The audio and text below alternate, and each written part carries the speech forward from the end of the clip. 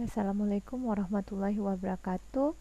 Nah, tadi saya sudah sampaikan tentang analisis komparatif laporan keuangan dan sekarang untuk analisis tren ya. Analisis trends ini adalah analisis dalam pendekatan Index Number Trend Series Analysis ya. Jadi dengan cara menghitung perubahan relatif persentase setiap laporan keuangan. Ada beberapa tahun yang digunakan laporan keuangannya dan ini menjadi dasar. Biasanya tahun awal itu dijadikan tahun dasar nanti untuk melihat tren perubahan di tahun kedepannya. Nah, langsung saja. Oke. Di sini ya, analisis ini merupakan metode analisis komparatif juga ya.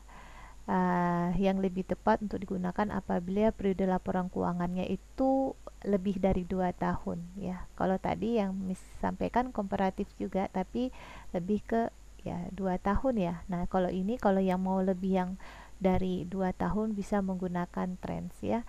Kemudian dari analisis tren ini kita bisa melihat perubahan dari tahun ke tahun ya, tentang arah dan kecenderungan tendensi perubahan yang mungkin terjadi pada setiap laporan keuangan di masa yang akan datang ya.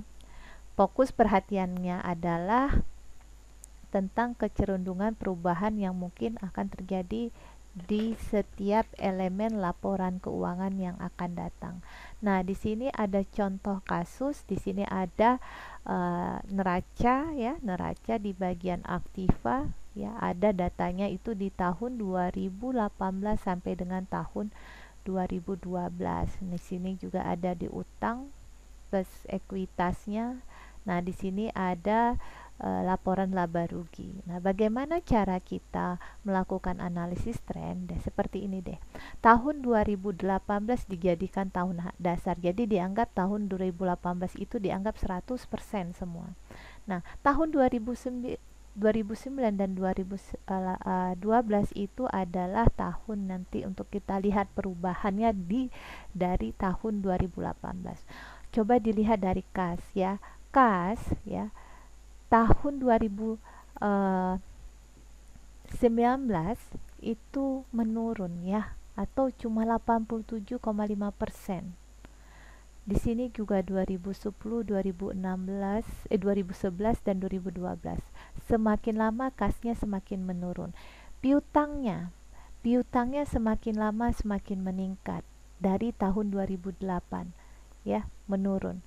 Datanya dari mana? Ini data aslinya. Nih, kasnya 400, 350 dan sebagainya, semakin lama menurun. Nah, kalau kita lihat perhitungan trennya begini ya. 87%. Dari mana 87%? Dari ini. 350 bagi 400. Dapatlah 87,5%. Tahun keempat 75% dari 300 per 400 karena ini dijadikan tahun dasarnya. Turun lagi berapa persen tadi kan, turun lagi ini 50%. Sehingga tahun 2012 kasnya itu menjadi 50% daripada tahun 2018. Nah, ini dia trendsnya. Begini. Persediaan semakin berkurang. Aktiva lancar semakin meningkat. Aktiva tetap semakin meningkat. Total aktiva semakin meningkat ya. Jadi di sisi kasnya saja dan persediaannya menurun, tapi di sisi lain ya, di bagian aktivanya itu meningkat. Oke, kemudian di bagian utang plus ekuitas. Coba adik-adik lihat di sini.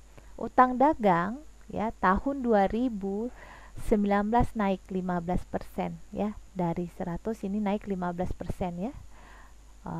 Kemudian tahun 2010 naik lagi 10%. Ini 15%, 10%, ini naik 5%. Tahun 2012 sama, tetap 100%. Ini dalam persen ya, Dek ya. Utang obligasi semakin lama semakin naik.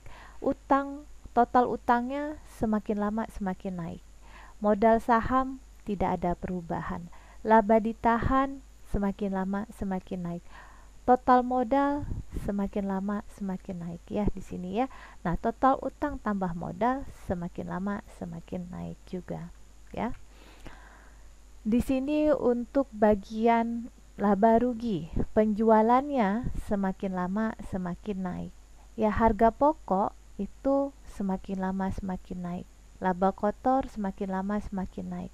Nah, kalau kita lihat kecenderungan laporan laba ruginya itu semakin lama semakin naik. Ya, oke. Nah, kita lihat contoh kesimpulan untuk analisis tren. Kalau dilihat dari sisi laba rugi selama 5 tahun terakhir perusahaan itu mengalami peningkatan laba ya. Namun peningkatan pertumbuhan yang terjadi pada laba ternyata lebih kecil daripada peningkatan pertumbuhan dari penjualan.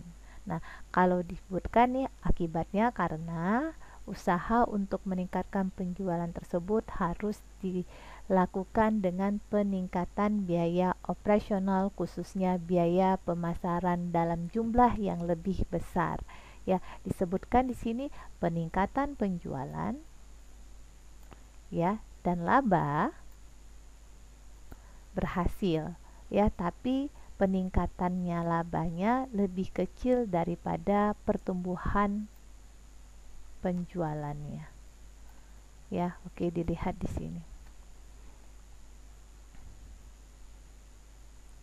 Di sini ya.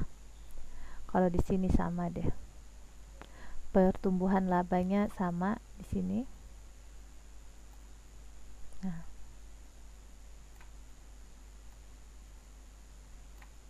Oke, ini dia.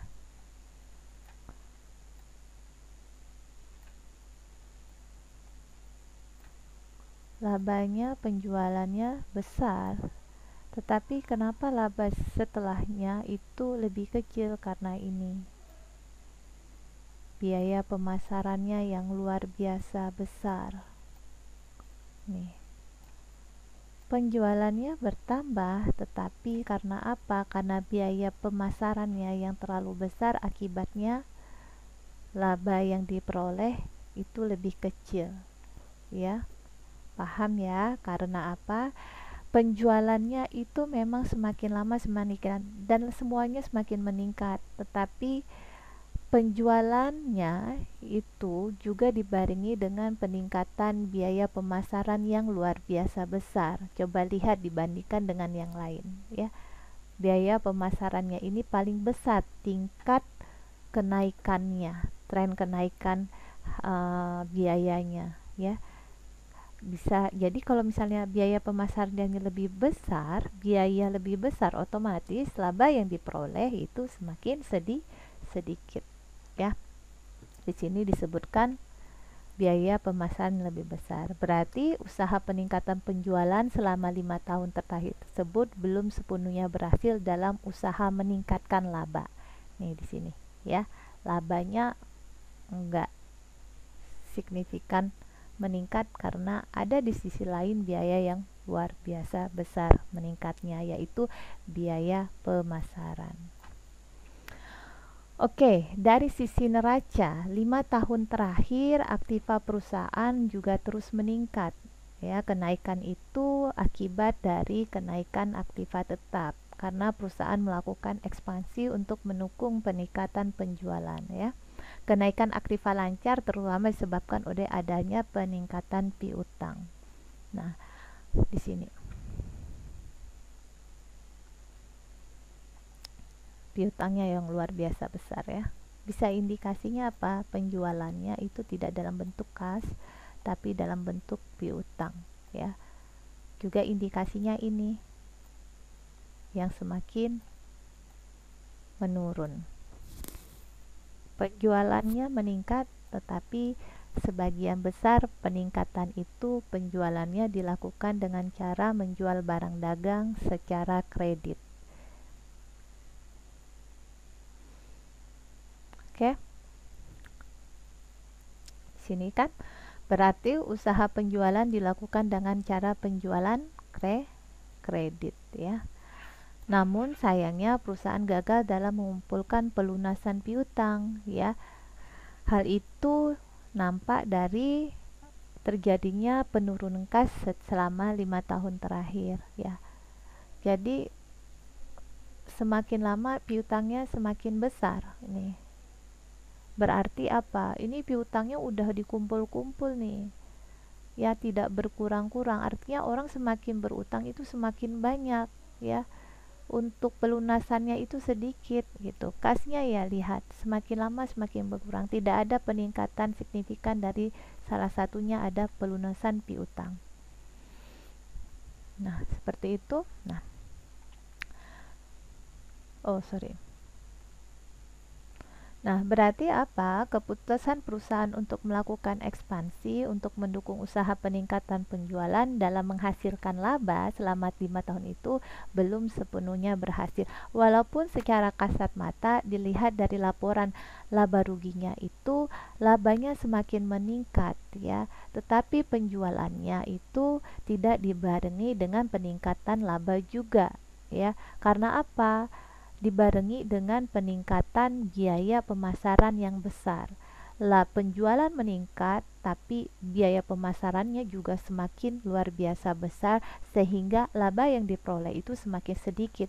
Dan selanjutnya adalah tadi untuk bagian ini piutang ya, penjualan kredit ya. Jadi perusahaan itu memang penjualannya itu tinggi, tetapi tingginya karena adanya penjualan kredit. Yang indikasinya apalagi? Coba dilihat dari data piutangnya semakin lama semakin tahun semakin meningkat.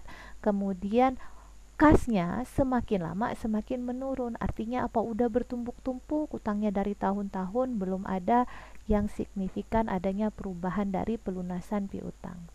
Nah, di sini ya caranya yaitu harus mengefektifkan proses penagihan piutang serta lebih mengefektifkan lagi pemanfaatan aktiva hasil ekspansi dalam meningkatkan penjualan laba dan kas ya. Jadi seperti itu untuk bagian dari analisis tren. Nah, selanjutnya saya akan bahas di video selanjutnya itu mengenai analisa common size. Terima kasih. Assalamualaikum warahmatullahi wabarakatuh.